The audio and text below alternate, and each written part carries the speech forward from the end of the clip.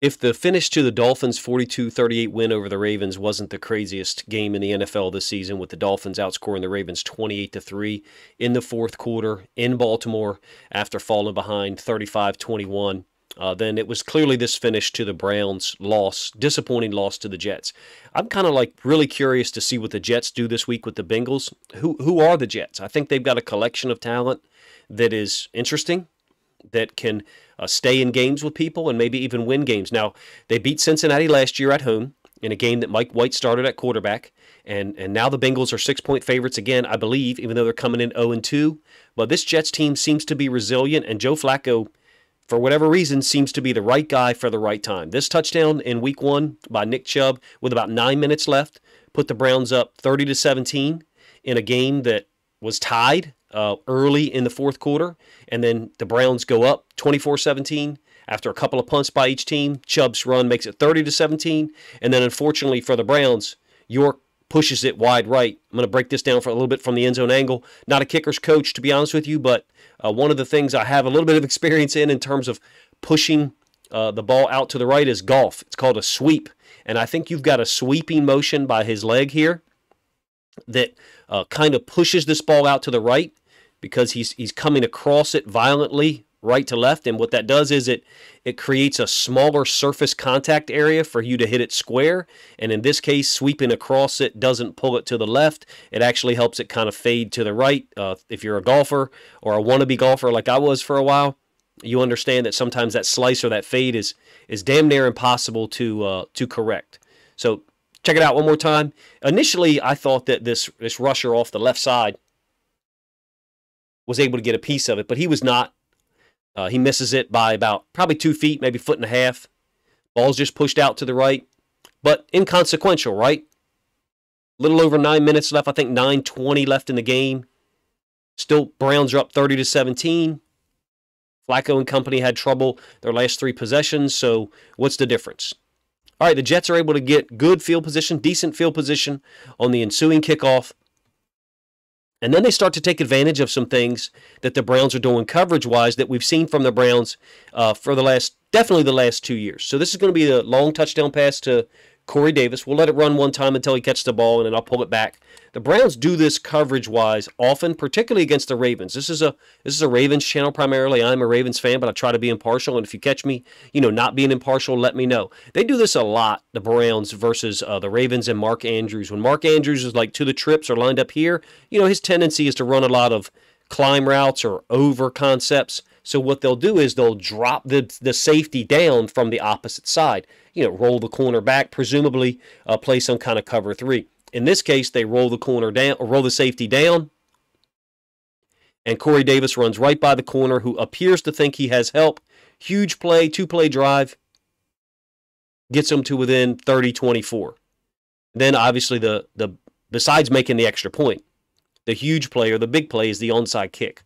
I know most people don't like to talk about special teams, have a little bit of experience with special teams myself, so I'll talk somewhat about it and try to give credit to or at least defend a little bit of the Browns players. So first of all, this ball looks like it's going out of bounds, but you can't predict the football. So most of the time you have guys who are assigned to catch the ball and guys who are assigned to block. And here JOK, I'm sure he got some flack for this, but he's just assigned to block, essentially, and then clear the way so that someone else, presumably number 2, can go catch the football. So that's why JOK runs by the football. I know it's easy to say, just catch the ball. It looks like it's going out of bounds, number 1. Number 2, it's getting ready to bounce right before it hits him. Hell, it could have, or right before it goes past him. Hell, it could have hit him, because of how irregular the football bounces. So I don't blame him for doing that. That's probably what his assignment was. It leaves number 2 on an island right near the sideline. Weird onside kick from the standpoint of, is it going out of bounds? Number 1. How is the ball going to bounce? Obviously, it, invigorates the Jets sideline. You can see them. They're fired up 30-24 early in the season. Jets are trying to create a new culture, and Joe Flacco goes to work. Are the Browns being too laid back? Maybe. But he's throwing a lot of balls short. Great move by the running back here to get some extra yards. You would think he's going to go out of bounds, short of the sticks. Watch him juke. I think this is Ward, back to the inside to get more yards, maybe 4 or 5 more yards. Risky, I guess, maybe. Flacco honestly starts picking on the side where JOK is lined up. Now, I'm not sure that it's necessarily, JOK is the problem. He doesn't have the nickel defender. So what I mean when I say nickel defender is there's the nickel defender down here to the trip side. All right, you got 3 receivers here. So the nickel defender is to the trips. JOK is up here with the corner and a safety over 2 receivers. So they're playing 4 over 3 to the bunch side. These 4 over these 3 in terms of alignment, all right? And then over these 2, they're playing these 3. So they're just trying to be +1 in all situations. The Jets kind of put JOK on a string in terms of what he, quote, should cover. His eyes are really, and all of these guys' eyes are really heavy on the quarterback. So when the tight end, I think Conklin, chips and then leaks out into the flats, you also have this route coming from the other side that JOK has some awareness of visually. He has no awareness of the tight end who slips out into the flats, almost gets the first down. So pretty quickly, the Jets are in great position. And we know, like, one of the criticisms of Joe Flacco, is it looked like he didn't care. He was just so cool. And sometimes that was a negative. And some situations like this, my guess is it was probably a positive. He doesn't get bothered at all. Again, they're attacking away from the nickel defender to their right, the Browns left. There's the nickel defender, and they're going to attack to the opposite side. Again, not picking on JOK. He just happens to be the inside linebacker aligned to that side. Clearly, you don't want to give up big plays as a corner and a safety.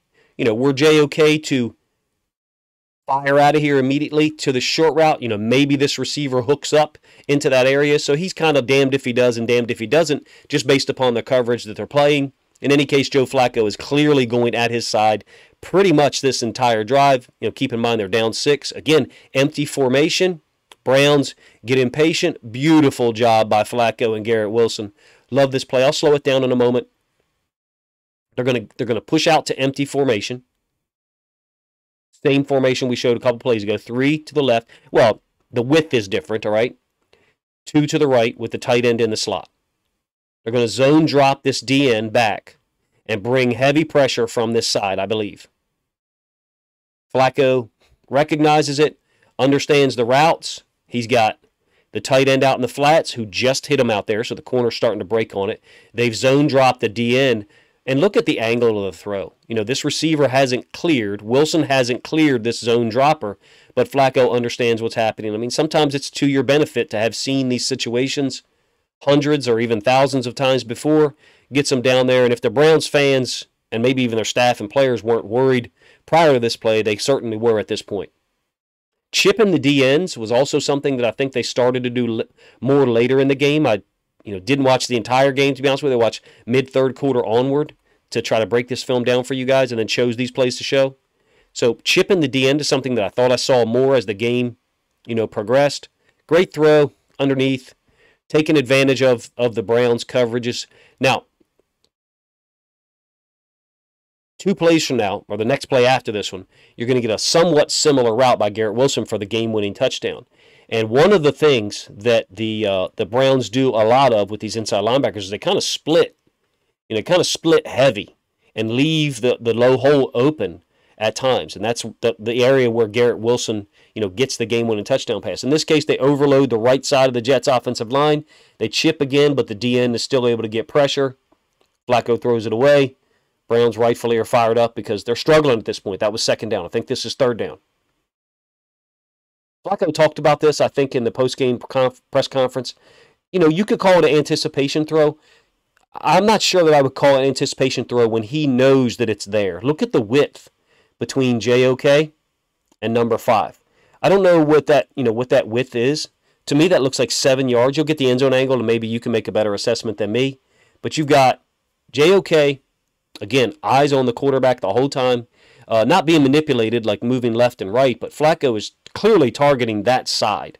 It's, again, the nickel defender is down here, so it's not necessarily specific to JOK, but for whatever reason, he likes this side, and you got no movement laterally by JOK or number 5, who I don't even know his name, to be honest with you. But the receiver, Garrett Wilson, is still on this top side of the linebacker. And Flacco's already throwing the football because he knows the coverage. He knows the coverage. He knows what they're playing. You get the end zone angle. Beautiful play. Beautiful situation if you're a Jets fan. They're at home this week. They're against the Bengals, who 0-1. For real, that 34-31 loss last year was kind of surprising because the Bengals had just came to Baltimore and walked a dog on the Ravens. And the Jets behind Mike White, short passing game, a lot of screens, were able to, pull out the upset. So the Jets, I'm sure, are going to be the Bengals, I'm sure, are going to be really focused on trying to alleviate or pay them back. Look at the alignment of JOK. He's outside number 2. The number 2's outside foot is here. So I would say he's probably a foot outside him, maybe a foot and a half. And he's 3-4 yards off, 3.5, 4 yards off from the ball, from the line of scrimmage. I just don't think that's good alignment. But I don't think it's his fault. I think it's the coverage that they're playing. And Joe Flacco knows the coverage, so he understands that there's going to be, this whole area here for Garrett Wilson to fit inside of. And these guys appear to me, the Browns, second-level players, to be so focused on the quarterback that they don't have much awareness of the routes that are developing behind them, even though in this case he was looking at the tight end, he being JOK. Great throw. Awesome to see for Garrett Wilson, too. I mean, for real. A rookie who, if you're not a Jets fan, early in the Ravens game, he didn't get on the field much. He did start to get opportunities later in the game and made some plays. Almost converted what I thought would have been a huge 3rd and 10 early in the game. And then, interestingly, didn't get many opportunities. Great talent. Garrett Wilson, I mean, some people think he was the best receiver in the draft. Besides Jameson Williams, because Jameson Williams got all the publicity for the great plays in the college football playoff against Georgia. I suspect that the Ravens may have been targeting Garrett Wilson if he didn't, get picked by the Jets. The Ravens at 14. Of course, that's an unpopular opinion. A lot of people think the Ravens are going to take Jordan Davis. I don't think that's the case. I think that's why you saw teams like the Eagles and others trade up in front of the Ravens. Now, the Eagles ended up taking Jordan Davis because the run on receivers happened earlier. My point is, Garrett Wilson's got a lot of talent, more than maybe he was given the opportunity to show against the Ravens. And this kind of doesn't surprise me in terms of Flacco attacking away from the nickel defender and, essentially in some cases looking for the boundary side inside linebacker who ended up being JOK. I'm not saying he's the problem, but that's the guy who was to that side and either attacking to the flats, depending on that linebacker's reaction to other routes, or if he gets too much width, like on this game-winning touchdown pass, throwing it in that vacated space between, presumably the 2 inside linebackers for an unbelievable 31-30 comeback win that, the Browns very easily could have avoided, if you ask me, by just playing a little bit more physical defense and not giving up the big play to Corey Davis on the possession before. Let me know what you think of my breakdown. Let me know what you think, who you think the New York Jets are. I think we're going to find out on Sunday, 1 p.m. at home against the Bengals. We're going to find out if they pull off another upset of the Bengals, because I think they're 6-point underdogs right now. If they pull off another upset of the Bengals and push the Bengals to 0-3, because, come on, the Bengals are seriously motivated to win this football game. They've got to be locked in this week to try to get a win. They've got a difficult schedule for the entire season, I think, being the Super Bowl, runner-up. So let me know what you think, who you think the New York Jets are, what you think of my breakdown. Of course, there was probably some elements that I missed because I'm just going through this live in one recording. But interesting to see, man.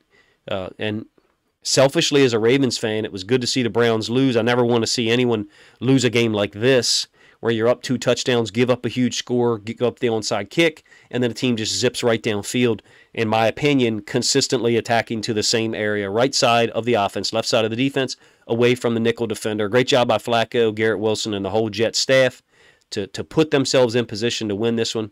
Appreciate you guys checking out the video. If you haven't subscribed to my channel, please consider doing so now. And if you have any video suggestions or things you'd like to see me cover, please let me know in the comment section.